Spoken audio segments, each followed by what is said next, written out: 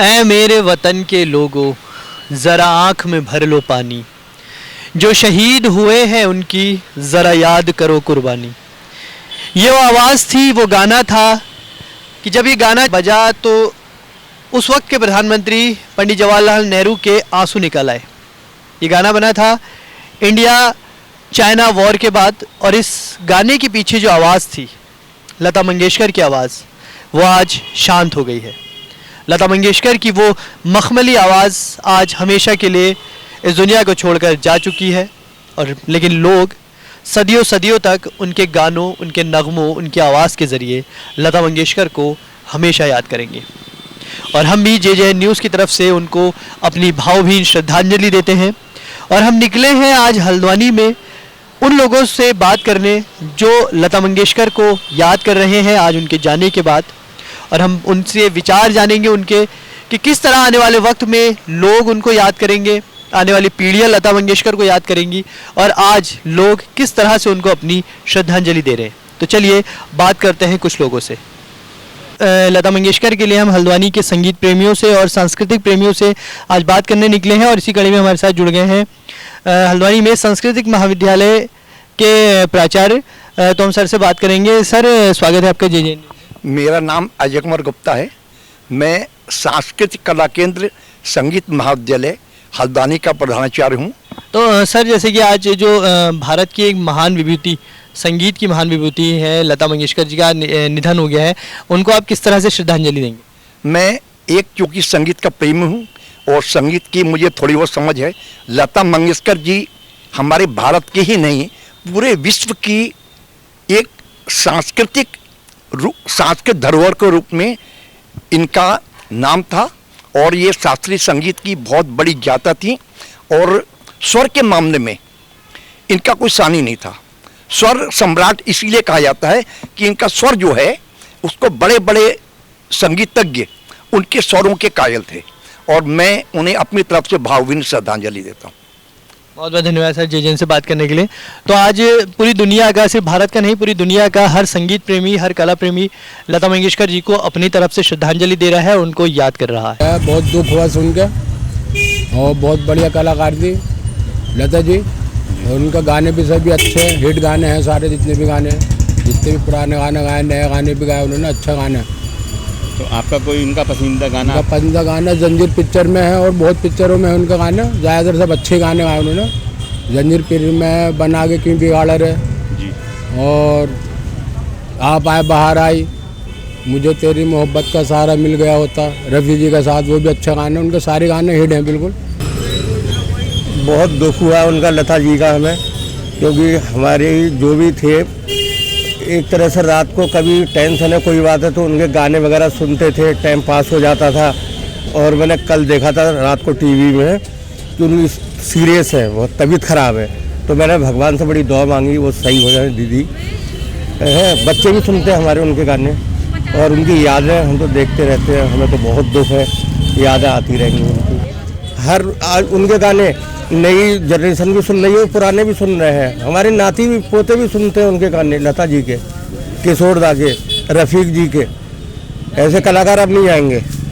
दुख की बात है हमारे लिए, बहुत ही दुख की बात है। वो जो है एक सम्मानित लेडी थी, उन्हें कई पुरस्कारों से जो सम्मानित किया गया था। भास्कर अवार्ड उन्हें मिल चुका है, और कई तरह के अवार्ड उन्हें मिल चुके हैं लता मंगेशकर को। उनकी आवाज़ दुनिया में सबसे प्यारी आवाज़ उन्हीं की थी। उन जैसी आवाज़ ना कभी आई है ना आएगी। सुरीली आवाज़ थी उनकी, आवाज़ में एक जादू था। उनके जैसा ना कोई था ना कोई होगा। भले ही वो आज हमें छोड़कर चली गई हैं, लेकिन उनका संगीत हमेशा हमारे दिलों में अमर रहेगा। वैसे तो हम कल्पना भी नहीं कर सकते हैं उनके सुरों को छूने की, लेकिन आज मैं उनको 2 लाइन समर्पित करना चाहती हूँ अपनी तरफ से।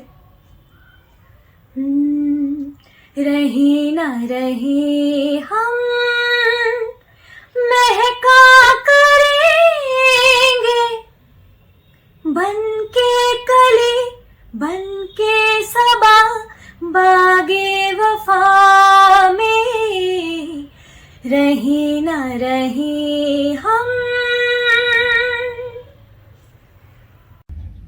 आज हमारे संगीत जगत के एक युग का अंत हो गया। स्वर कोकिला लता मंगेशकर जी, जिनको हर कलाकार माँ सरस्वती के साक्षात रूप में देखता था, वो आज हमें छोड़कर परमात्मा के चरणों में विलीन हो गई हैं। मैं अपनी तरफ से, अपने सभी साथी कलाकारों की तरफ से स्वर कोकिला लता मंगेशकर जी की आत्मा की शांति के लिए प्रार्थना करता हूँ और प्रार्थना करता हूँ कि परमात्मा उनको अपने चरणों में स्थान दे। और एक कलाकार होने के नाते यह भी कामना करता हूँ कि आप फिर से इस धरती में जन्म लें और जिस तरह आपने एक संगीत को एक नई दिशा दी, नया आयाम दिया, एक पूरा युग लेकर आप संगीत का आए, आप फिर से वही चीज़ दोबारा इस धरती पर जन्म लेकर दोहराएंगे। लता दीदी की देह तो पंच तत्व में विलीन होने जा रही है, परंतु मेरा न केवल मानना है बल्कि दृढ़ विश्वास है कि वो कभी मर नहीं सकती। और वो सुंदर आवाज़ जिसको हमने नहीं खोया बल्कि भारत ने आज अपनी आवाज़ को खो दिया है, मैं उनको नमन करता हूँ, उनकी आत्मा को शांति मिले। लता मंगेशकर तो आज हमारे बीच में नहीं रही, लेकिन उनको याद करने वाले लोग ऐसे भी हैं जो उनकी देहांत की खबर सुनते ही गमगीन हो गए हैं और उनको याद कर रहे हैं। हमारे बीच में स्वर संगम संगीत संस्था से जुड़े सर हरीशचंद पंत और मैम हैं, तो इनसे बात करते हैं। आज लता मंगेशकर जी हमारे बीच में नहीं रही, क्या कहना चाहेंगे इस अपूर्णीय क्षति के बारे में? हाँ, ये तो महान विभूति हैं हमारे देश की, और उनकी आवाज़ केवल संगीत की आवाज़ नहीं है, वो एक दिव्य नाद की आवाज़ है जो शाश्वत है। वो हमेशा सभी लोगों को याद रहेगी। वो चाहे हमारे बीच नहीं है देह से, लेकिन वो हमारे हृदयों में रही हमेशा विराजमान रहेंगी। और मैम के बारे में बता दूं कि मैम आकाशवाणी में 25 साल जॉब कर चुकी है और लता मंगेशकर जी की गाने ही वो गाती हैं। और उनकी याद में मैम क्या कहना चाहेंगी, आज इतनी बड़ी क्षति आज हमें हुई है? कि मैं तो उनकी बहुत ही ज़्यादा प्रशंसनीय रही हूँ और बचपन से मैंने उनके गाने गाए हैं, कोशिश करी है। जब मैं बहुत छोटी थी तब भी मैंने उनके गाने की कॉपी करनी शुरू करी, और आज भी ये है कि मैं उनके गाने ही गाना ज़्यादा पसंद करती हूँ। तो मैम हम चाहेंगे कि हमारे दर्शकों के लिए भी अगर उनके 2 लाइन गा के उनको श्रद्धांजलि आप देना चाहें तो। हाँ, रहे ना रहे हम महका करेंगे, बन के कली बन के सबा बागे वफा में रहे न रहे हम। क्या बात है, मैम की आवाज़ में लता जी की याद फिर से ताज़ा कर दी। युवा पीढ़ी को किस तरह से उनसे प्रेरणा लेनी चाहिए? तो युवा पीढ़ी से मैं यही कहूँगी कि जो भी गाने आजकल आप गा रहे हैं तो थोड़ा सा उनसे प्रेरणा लेते हुए बहुत अच्छी तरह से उनके गाए गाने। व्यक्तित्व भी उनका एक अलग ही व्यक्तित्व, बहुत शांत स्वभाव और सौम्यता, वो आजकल के युवाओं को उनसे ग्रहण करने की बहुत ज़रूरी है। नहीं, बिल्कुल बहुत ज़रूरी है। और तालीम, जो उनके घर में तो संगीत था ही ना, दीनानाथ मंगेशकर जी थे, वो क्लासिकल के थे और नाट्य संगीत के वहाँ विद्वान आदमी थे, तो उनके घर में वो पली बसी, तो उनको नेचुरली बहुत चीज़ें अपनी वहाँ की मिली हुई थी।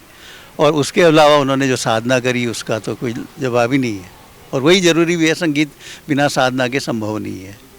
तो लता जी की याद में बहुत बहुत धन्यवाद मैम, सर जे न्यूज़ से बात करने का। और हम सभी लता जी को याद कर रहे हैं और अपनी श्रद्धांजलि आज उनको दे रहे हैं, और यही उम्मीद करेंगे कि आने वाले सदियों तक लता जी की आवाज़ यूं ही गूंजती रहे और आने वाली जितनी भी पीढ़ियाँ हैं उनसे प्रेरणा लेकर संगीत के शुरू में अपने को पिरोते रहें। अपने सहयोगी आसिम जॉर्डन के साथ मैं हूँ मोहम्मद वेश, और आप देखते रहिए जे न्यूज़। नमस्कार।